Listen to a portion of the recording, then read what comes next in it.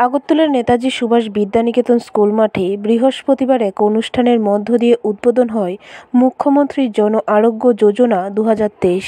প্রদীপ প্রজ্বলন করে অনুষ্ঠানের সূচনা করেন মুখ্যমন্ত্রী ডক্টর মানিক সাহা। মুখ্যমন্ত্রী বক্তব্য রেখে বলেন, মানুষ যখন অসুস্থ হয় তখন হাসপাতালের বেডে শুয়ে থাকে, তখন মানুষ সবচেয়ে বেশি অসহায়তায় অনুভব করেন। এই বিষয়টির প্রতি গুরুত্ব দিয়ে প্রধানমন্ত্রী আয়ুষ্মান ভারত জন আরোগ্য যোজনা প্রকল্প চালু করেছেন। রাজ্যের বহু পরিবার এই প্রকল্পের আওতায় ভুক্ত হয়েছে। এখনও রাজ্যের বেশ কিছু পরিবার প্রধানমন্ত্রী আয়ুষ্মান প্রকল্পের বাইরে রয়েছে। সে সকল পরিবারগুলির কথা চিন্তা করে প্রধানমন্ত্রী আয়ুষ্মান প্রকল্পের নেই মুখ্যমন্ত্রী জন আরোগ্য প্রকল্প চালু করার সিদ্ধান্ত গ্রহণ করা হয়। পরবর্তী সময় বিধানসভায় এই প্রকল্পের ঘোষণা দেওয়া হয়। প্রকল্প চালু করা শেষ নয়, প্রকল্প স্থায়ী করা বড় বিষয়।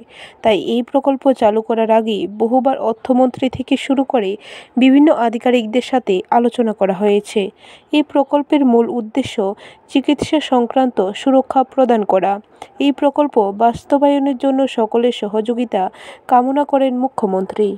আমরা সবাই জানি যে building and other construction worker central arm force প্রকল্প এবং প্রধানমন্ত্রী রিসেন্টলি জনজাতি আদিবাসী ন্যায় মহা অভিযান প্রকল্পে বা অন্য কোনো সরকারি বিমা প্রকল্পের আওতাভুক্ত নন, সেই সমস্ত নাগরিকগণও এই চিফ মিনিস্টার জন আরোগ্য যোজনার আওতায় আসবেন।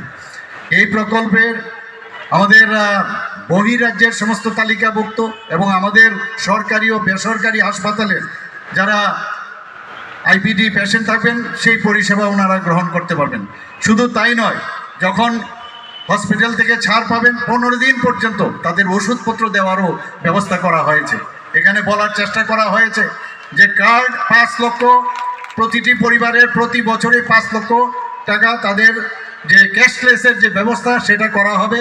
এবং আমি এই বিষয়ে কিন্তু বারবার আমি যেটা বলছি খুব সচেতন ছিলাম যে কার্ডের খালি, এখানে বলা হয়েছে যে কার্ডের খালি ডিফারেন্স থাকবে, এটা যেন না হয়। ব্যুরো রিপোর্ট, খবর ত্রিপুরা।